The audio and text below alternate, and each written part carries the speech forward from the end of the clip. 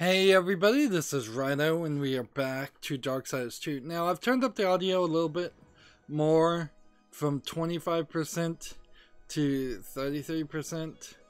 So from a quarter to a third basically. Because all my footage is pre-recorded, I haven't gotten any feedback, so I'm just kind of fiddling with the audio now on this series. So hopefully I'll have a better understanding for the next series. So we're entering another split, which is kind of interesting. If we look at the map, that there's yet another area. Seems like we're gonna just keep on going in that general direction until we have the waters flowing. Let's see. While running on walls, you can press A to continue to run on walls. This really feels like that should have been something that... Oops. I must have just slightly missed where I was supposed to land. Just look in the water just to make sure there's no collectible there.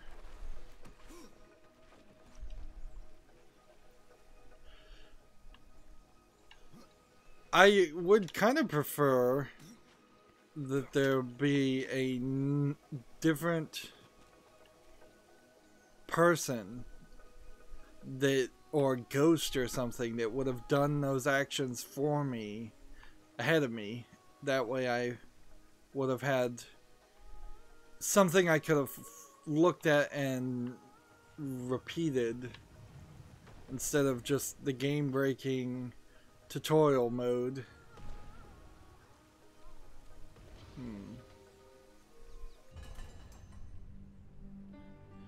Apparently the ball landed right where it was supposed to.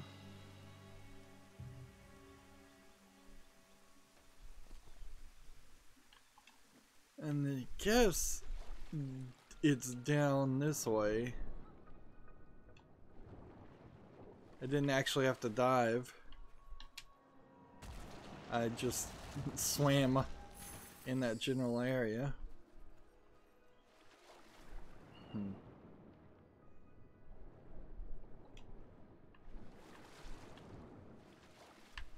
This is a little awkward.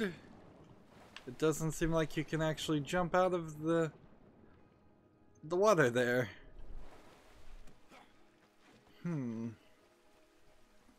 Unfinished, unfinished, unfinished. That's all I can really say. Is that it just feels like this needed another couple of years. This was, I suspect, one of the last in production games for THQ. THQ didn't directly just ruin itself for one thing over another, although their last thing, the straw that broke the camel's back, in which they were trying to sell very expensive like drawing tablets that worked for the Wii, I believe, maybe the Wii U. That certainly was a major contributor to the downfall of THQ. But for years, THQ is licensed and overpaid to Nickelodeon and other licensors for these kid-friendly games that never had a real chance to sell for much higher than what would have been considered a mediocre amount of profit. They really never stood a chance. And I can't even see the bomb, but I guess thank goodness for lock on.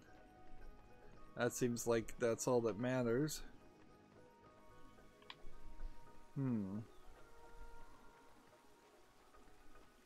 Music is louder now, so I imagine if people weren't hearing it before, they will be hearing it now.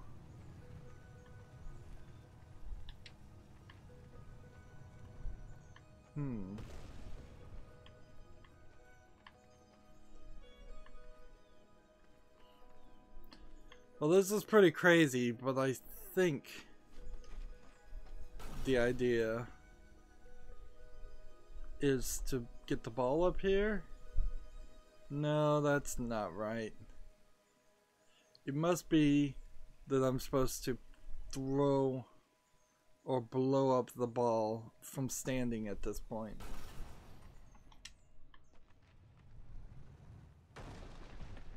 Interesting, which, thank goodness for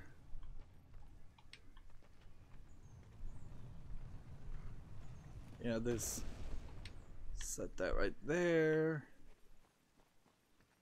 Come back up here. And I could really imagine myself accidentally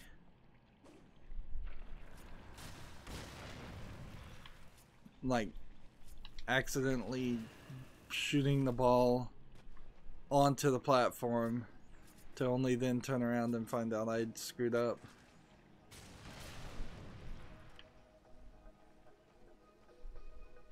I don't know what that solves by doing that. I may have just cleared the path for the water to flow later. I mean, I see a switch over there, but you can't hit the switch. Not with your gun. Nor do I think I would even have the accuracy enough to hit it with that. Nor do I think the game would be so kind as to let me so we'll just put this here. Like, I don't think it would let me hit the switch with an explosion and activate it. There we go. Puzzle seems to have been solved. Of course, I'm having to click and then re-click and de-click to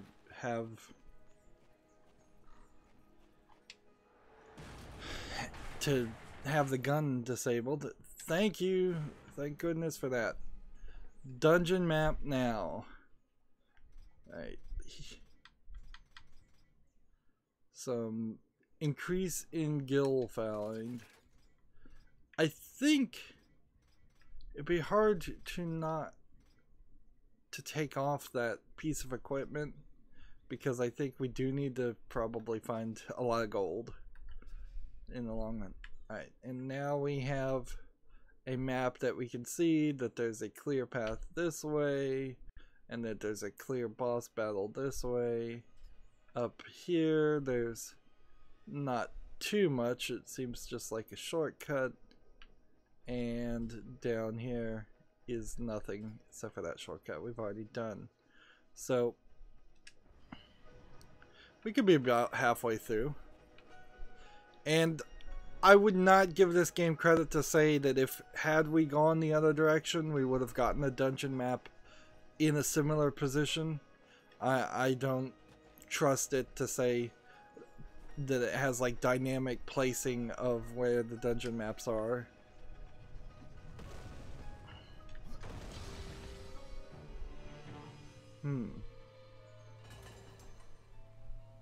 This would be the right time for this statue to come alive and attack me, or for just enemies to arrive and attack me. And if water starts flowing, maybe it will fill up this pool, and maybe then the pool will float the balls and lock the door on us. It's a possibility, but I bet it doesn't. I bet nothing happens whatsoever.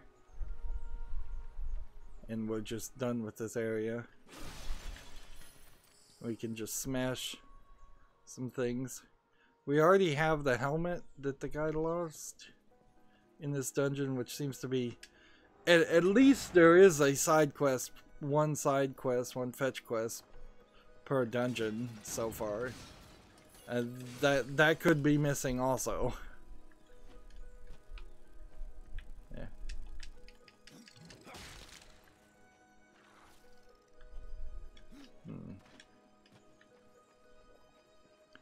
Alright.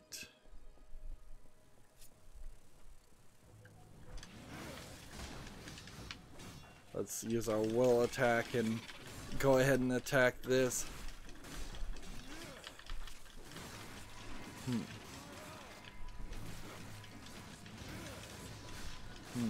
Trying to use my will attack because it will cause burning.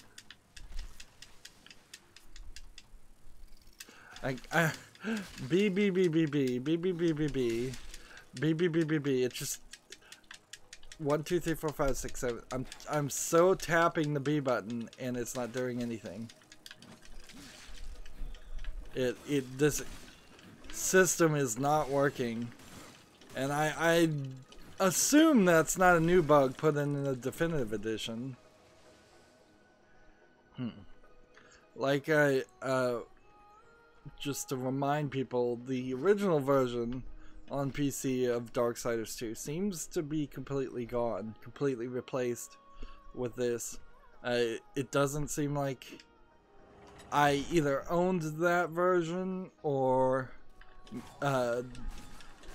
maybe in this rare instance Steam actually allowed them to de-license and replace the old version with the new version, which I don't think Steam should allow that.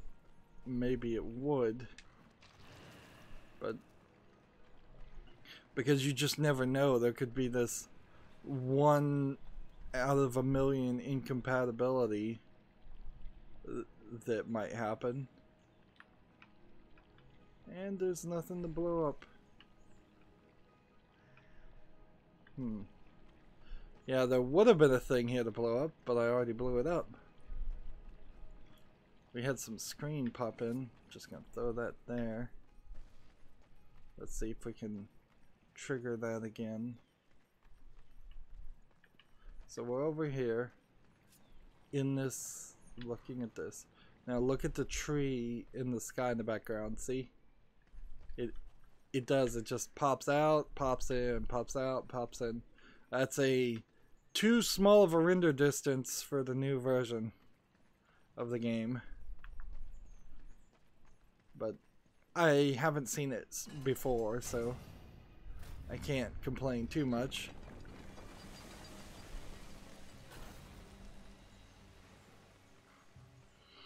I thought the idea was that this water was poisonous, and there's just invisible wall here.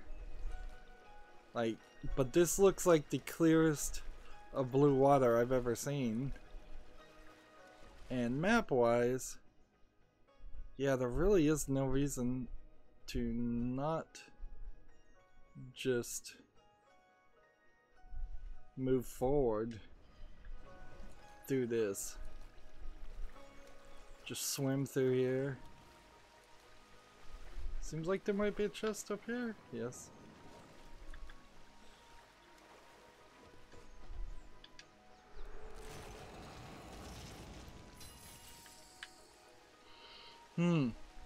Boy, would I have been annoyed if it was the DLC that was telling me where all the chests are.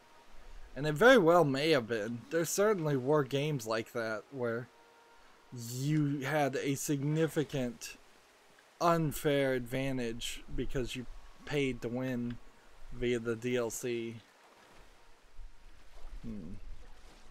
Let's see.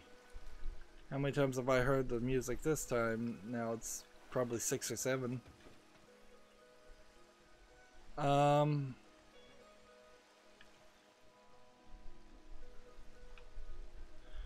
It kind of looks like, I guess that's the next room. So we've done everything here. Yeah, no reason to deal with any of that. I'll probably fight somebody in the central location.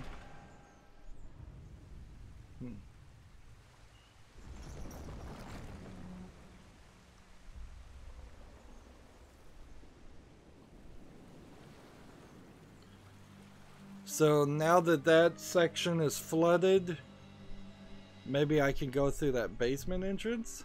That seems like what the game is telling me. That's a little confusing.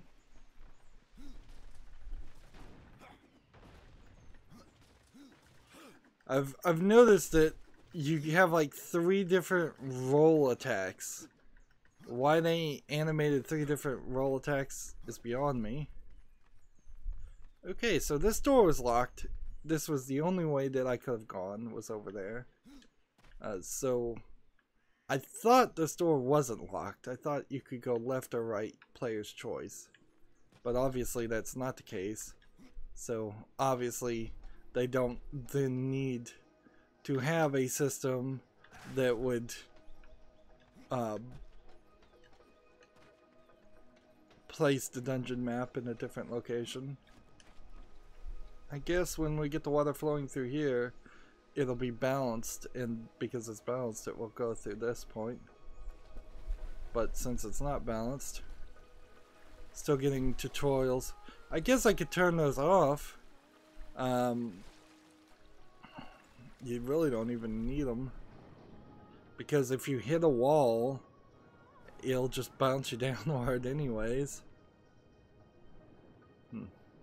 The only thing you really need to know is press A to go up. Very blue, very cartoony blue, crystal clear water. Getting away, I think, a little too much from the realism that was in the first game. Makes me kind of wonder what Darksiders 3 is going to be in that aspect. But I mean, you really don't know anything about Darksiders 3, because even if it's not, even if it is the same people, there's been just so much time that people's sentimentalities, their artistic styles, all of those things would have changed by now. It looks like that was a new weapon of some interest, so let's see. Same amount of damage, but increased everything else. So I will take that. And we got an axe that we don't want to use. And I really wish the pause menu was bringing up, like, well, ideally I'd want one menu, but I wish the pause menu would bring up the one menu to say pause, save, and resume, and then the back menu would always bring you up to the map, and then, or maybe if I held the back menu, it would take, well, actually it does take you straight to quests. Interesting. Interesting. So what if I hold the pause menu? Pause button. Nothing. Nothing for holding the start button. Alright. So today I learned there was a system in here that they didn't really even tell me about. Although it could have been easily hidden in any number of help dialogues. At a certain point I might consider just turning off the tutorials messages. Nowadays we have a growing ability to program tutorial messages to only play once the game is determined, or at least has half a thought that you don't know what you're doing. If the character, the player, is not putting any input on the controller, if the player is dying at something that they should know how to do. But when this game originally came out, tutorial messages were, for the most part, just timed. They'd happen when they happened.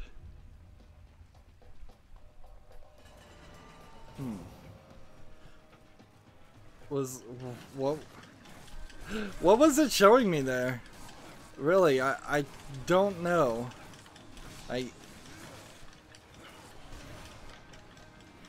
I'm really confused as to the camera's movement in that cutscene.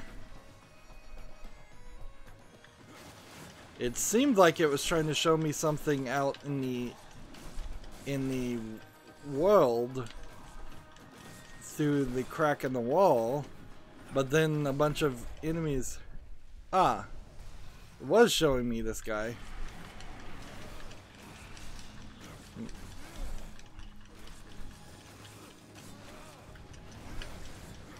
It's another one of these guys that I'll use my burning ability to try and kill.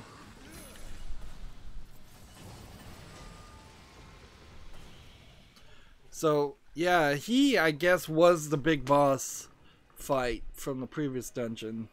And I couldn't even remember in the last recording that I had fought him. He's so not memorable. I think he's probably suffering a lot from the fact that he doesn't make any sounds. He doesn't roar, he doesn't yell, he doesn't do anything special. He's not talking.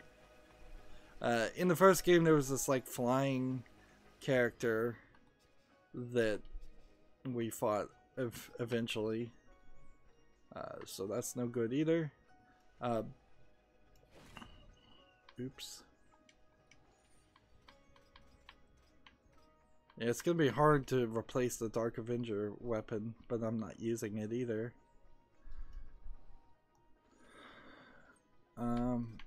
Apparently if you hit back and back, it will equip the weapon, which is not what I expected to do. I keep hitting back trying to leave the menu, but I'm hitting the menu button, which is a new idea that didn't get fully implemented. It's still kind of a confusing idea to have effectively a start button and a back button, which back sometimes means back, sometimes it doesn't. And they integrated that into cell phones with the Android back button. So somebody thought it was a good idea.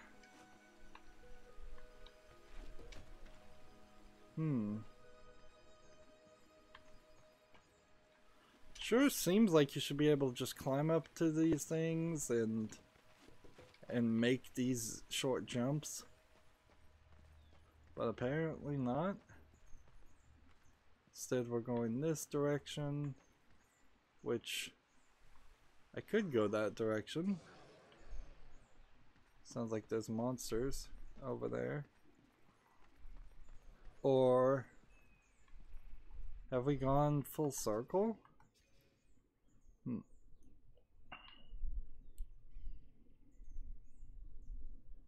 Yeah, we did.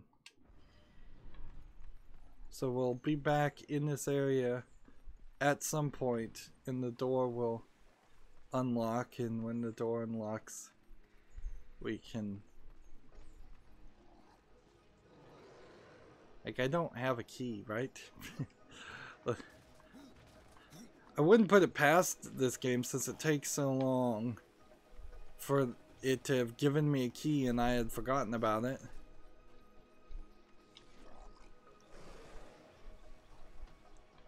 So I kind of think the idea is that they're going to try and fight me in a small section like this. Maybe.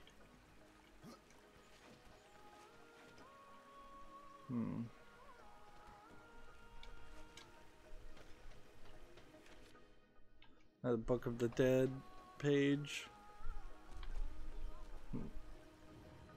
I guess those are also collectible side quests. The real problem is, since this game is already designed around the idea of doing a second New Game Plus gameplay, the idea of running around in your first gameplay and getting all the collectibles doesn't make sense. I believe there might be an enemy somewhere stuck in the wall over here, but if they are, I can't kill them.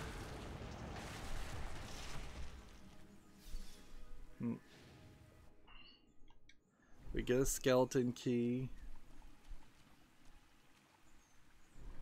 and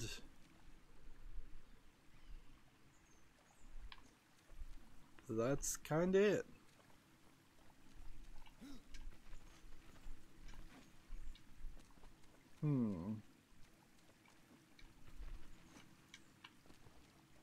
Let's see. I guess I need to flood this area and then come back up this way.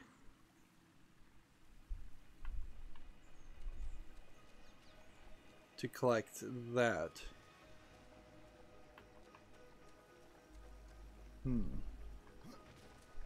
So back we go.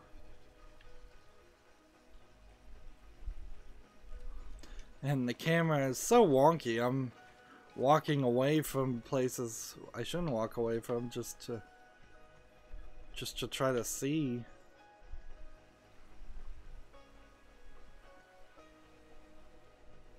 Alright, let's see if we can do that. That worked. Yeah, that's the switch. So there must be 2 switches.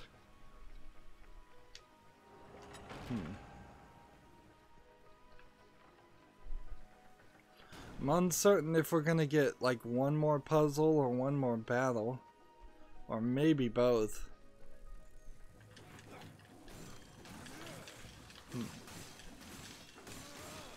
So what happens if I do this? Well, that gives me a bunch of health.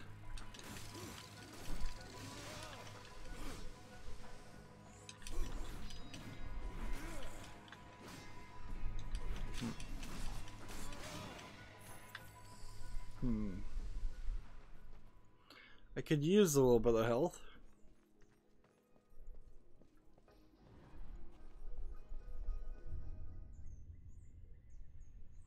And we have a cutscene which tells me it's a puzzle. It's telling me where all the elements are.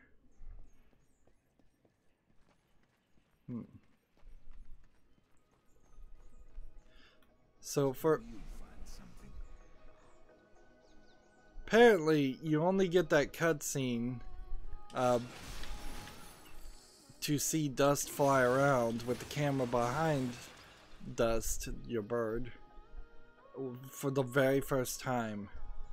And after the very first time, it's all in-game in engine. Let's just go up here and see what happens.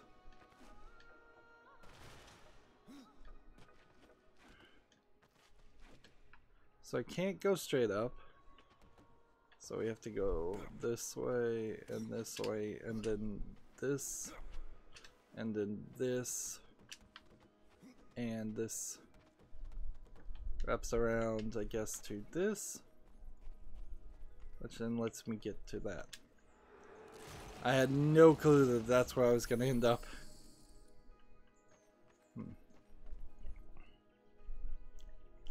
Yeah, it really feels like they took the wrong message from the previous game if they think the loot, which there really wasn't any loot in the previous game, and the opening of chests were the interesting parts.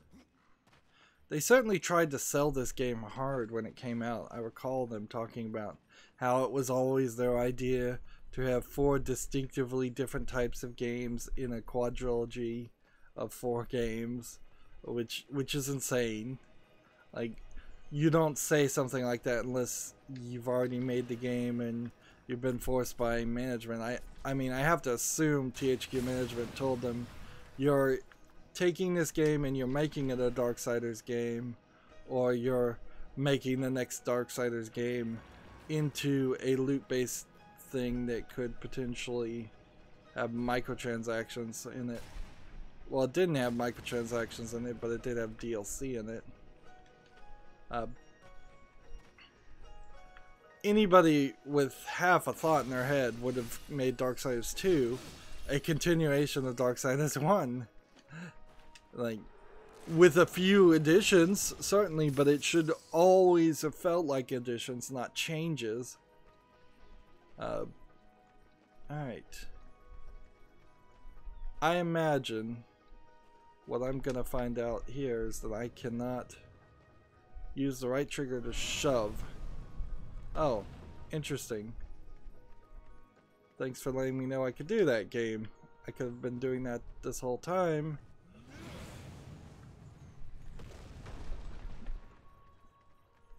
So we now know why there's these basin walls.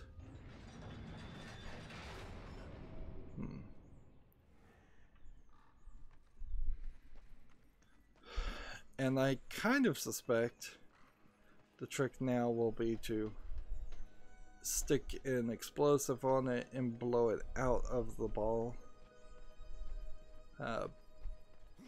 And then we'll just be into the next thing. Let's see, where are we here? We are here, and over there, once we get the water, I think we'll be able to drop down and collect that last chest. Let's see, where are we with other chests? Like, that's not a chest, that's the door. It's a shame that the door looks like the chest, and it doesn't look like there's a chest here. However, we did see a switch here and a collectible here that aren't getting marked on the map, and I kind of wish they were marked. Meanwhile, we could take more damage with the glaive, and I think I probably would want that. Or not. Like, what is my defense right now? My defense is 150, and I'm still taking a decent amount of damage when I get hit. So, do I really want to lose 36% defense just so I could use my secondary weapon to do a massive amount of damage? Maybe, because when you look at what my primary weapon is, if I can hit the right button, man, I cannot figure out the system. This is left bump, right bump. My primary weapon right now is only doing 50. So, let's try this. Let's equip this and see how slow it is. Is it 4 times slower? Not gonna use that. We've got a new talisman that would increase our arcane. Let's see. If our arcane went from 36 to 38, what is that? What does arcane do? It does nothing right now because we haven't even leveled up. We have to level up one more time before we could even have our arcane power activate. And that's funny because we are 3 hours and 30 minutes into this game and we're still like having issues, still learning things. And I guess because we are still learning things, I don't want to turn off the tutorial modes yet. I do have this idea, but I'm not going to mess with it, of maybe lowering anti-aliasing or shadow quality, or ambient occlusion, maybe even.